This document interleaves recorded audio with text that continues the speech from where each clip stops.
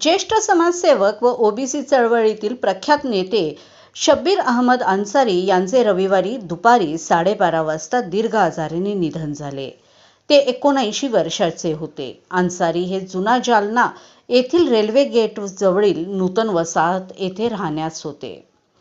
त्यांच्या पश्चात पत्नी, 3 मुलगे, 6 मुली असा मोठा परिवार आहे. ओबीसी चळवळीतील एक भक्कम व्यक्तिमत्व म्हणून ते ओळखले जात होते.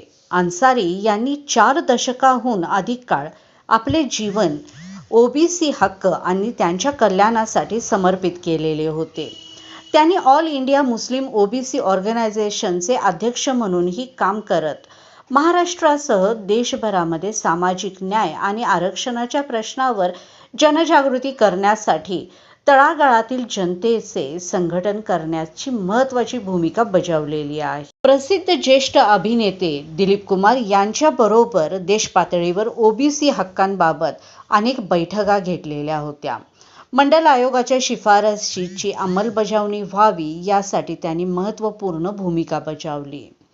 तसेच मुस्लिम समाजातील ओबीसी प्रवर्गात समाविष्ट करण्यासाठी ते प्रयत्नशील होते. देशभरातील ओबीसी नेत्यांसोबत त्यांनी चळवळ अधिक बळकट करण्याचा प्रयत्न केलेला आहे.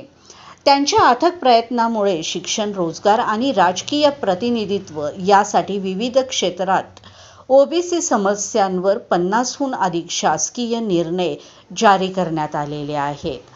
तळागाळातील लोकांशी त्यांचा थेट संवाद साधण्याची आणि गुंतागुंतीचे प्रश्न सोप्या भाषेत मांडण्याची त्यांची शैली असल्यामुळे ते सर्वत्र सर्वांच्या मनामध्ये घर करत होते. अमन एक्सप्रेस न्यूज चॅनलकडून शब्बीर अन्सारी यांना भावपूर्ण श्रद्धांजली.